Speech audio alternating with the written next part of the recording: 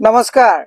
নেডাৰ আহ্বায়ক হিমন্ত বিশ্ব শৰ্মা ডাঙৰীয়ালৈ মোৰ কি কম, এতিয়া বেয়া লাগিছে বুলি কম। মেঘালয়লৈ অসমৰ থলুৱা আমাৰ যিসকল লোকে গাড়ী চলায়, টেক্সি চলায়, EMI দি চুৰ ডকাইত নকৰাকৈ গাড়ী চলাই পৰিয়াল চলাই আছে, নেডাৰ আহ্বায়ক বহুত ডাঙৰ ডাঙৰ ক্ষমতাশালী মানুহ আজি অসমৰ টেক্সি মেঘালয়ত যোৱাত বাধা কৰিছে। আৰু যোৰাবাটত আমাৰ এই থলুৱা বেংকৰ লোন লৈ গাড়ী চলাই ঘৰ চলাই থকা ল'ৰাবিলাকে আন্দোলন প্ৰতিবাদ কৰিবলগীয়া হৈছিল। ক'ত গ'ল নেডাৰ আহ্বায়ক? নেডাৰ আহ্বায়কে মিয়া হিন্দু, SIT, 10 ছেপ্টেম্বৰ, গৌৰৱ গগৈ, আমুল বেবী, এইবিলাক ফাল্টু কথা কোৱাত নেডাৰ আহ্বায়ক ব্যস্ত হৈ আছে। আৰু আমাৰ থলুৱা বেংকৰ লোন লোৱা সেই ল'ৰাবিলাকে যিনে কৰ্ম কৰি খাই আছে, সেই ল'ৰাবিলাকে আজি মেঘালয়লৈ গাড়ী দিব পৰা নাই।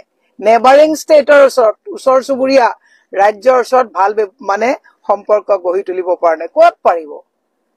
ক'ত গাখীৰ খোৱা বাচ্চা, ক'ৰবাত আমুল বাচ্চা, ক'ৰবাত মিছা কথা এইবিলাকত লাগি আছে। ক'ত কংগ্ৰেছৰ সভাত কোনে নাছিলে, কোনে মিয়া মানুহৰ মাজত মিটিং কৰিলে, এনেকুৱা আল্টু ফাল্টু কথাত যদি গোটেই কটাৰীটোৰ মানুহ ব্যস্ত হৈ থাকে, সম্পৰ্ক ক'ত ভাল হ'ব? কৰ্ণাট শৰ্মাক চেলুট দিছো, ভাল কৰিছে। তেওঁ দেখুৱাই দিছে, তেওঁ অসমৰ মানুহক একচুৱেলি অংগুষ্ঠ দেখুওৱা নাই, এই নেডাৰ আহ্বায়কক দেখুৱাইছে যে তোমাৰ দৰে ফুংফাং কথাত আমি লাগি নাথাকো। মই এটা কথা কৈছো, মুখ্যমন্ত্ৰীয়ে ইমিডিয়েট মেঘালয়ৰ চিফ মিনিষ্টাৰৰ লগত কথা পাতক যে অসমৰ গাড়ী যদি মেঘালয়ত যাব নোৱাৰে, মেঘালয়ৰ গাড়ী কেনেকৈ অসমত আহিব? অসম কি খোলা পথাৰ নেকি? অসমলৈ অৰুণাচলৰ পৰা আহিব, অসমলৈ মেঘালয়ৰ পৰা আহিব, অসমলৈ চবৰ পৰা আহিব। আৰু অসমৰ গাড়ী যাওঁতে আমাৰ ল'ৰাবিলাকে তাত অপমানিত হ'ব, আমাৰ ল'ৰাবিলাকে তাত টেক্স এক্সট্ৰা ভৰিব লাগিব, নহ'ব। মই সেইকাৰণে অসমৰ ৰাইজক কৈছো, হিমন্ত বিশ্ব শৰ্মাক এফালৰ পৰা মানুহে অংগুষ্ঠ দেখুওৱা আৰম্ভ কৰি দিছে। লাল চকু আমাৰ বিলাকক দেখায়, পুলিচ আমাৰ ঘৰত পঠায়। মেঘালয় সীমান্তত যেতিয়া পিলিংগাটাত আমাৰ মহিলাক তলত পেলাই গুৰিয়াই মাৰে, তেতিয়া ৰঙা চকু কিয় কৰ্ণাট চাংমাক নেদেখুৱায়? এতিয়া ৰঙা চকু কিয় দেখুৱাব পৰা নাই? হাল এৰি শিয়াল খেদাতকৈ অসমৰ স্বাৰ্থত, বেয়া নাপায় যে ভাৰতৰ ভিতৰত শক্তিশালী মুখ্যমন্ত্ৰী বুলি কয় কৰ্ণাট চাংমাই, দেখুৱাই দিলে আপোনাক। সীমান্তৰ ক্ষেত্ৰত দেখুৱাই দিলে, বানপানী তাৰ পৰা আহি পেলাই কৃত্ৰিম বানপানী হয় বুলি কৈছিলে, কৃত্ৰিম বানপানীৰ ক্ষেত্ৰত কথা পাতিম বুলি কৈছে, একো কথা পতা নাই, বেপাৰৰ কথা চলি আছে।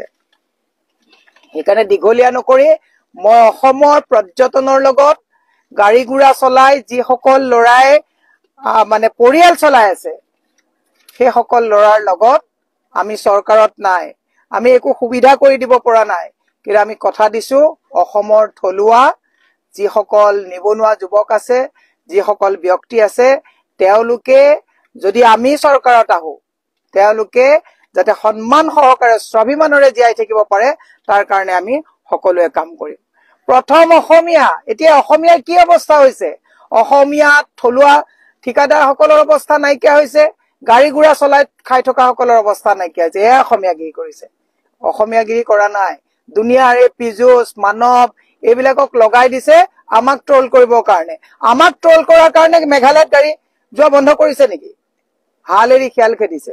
মুখ্যমন্ত্ৰীক কৈছো, অখণ্ড প্ৰতাপী মুখ্যমন্ত্ৰী, অসমীয়াৰ স্বাৰ্থত, অসমৰ যুৱকসকলে খাটি খোৱা যুৱকসকলৰ স্বাৰ্থত এতিয়া কৰ্ণাট শৰ্মাৰ লগত কথা পাতি অসমৰ গাড়ী যাতে মেঘালয় যোৱাত কোনেও দাদাগিৰি কৰিব নোৱাৰে, আৰু যদি দাদাগিৰি কৰে অসমলৈ মেঘালয়ৰ পৰা গাড়ী অহাৰ ক্ষেত্ৰত আমিও চাম।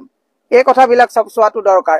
শান্তি বৰ্তাই ৰাখি যাতে কোনো ধৰণৰ ব্যৱসায়িক ক্ষেত্ৰত দুখন ওচৰ চুবুৰীয়া ৰাজ্যৰ লগত যাতে বাধা নহয়, তাৰ কাৰণে মুখ্যমন্ত্ৰীয়ে এই নিৰ্বাচনত এই হিন্দু মুছলমান মিয়া ট্ৰেক্টৰ এইবিলাক কথা, বুলডোজাৰ কথাবিলাক কৈ থকাতকে প্ৰথমতে সমস্যা সমাধান কৰাত মুখ্যমন্ত্ৰীয়ে ৰাজধৰ্ম পালন কৰিবৰ কাৰণে আহ্বান জনাইছো। ধন্যবাদ।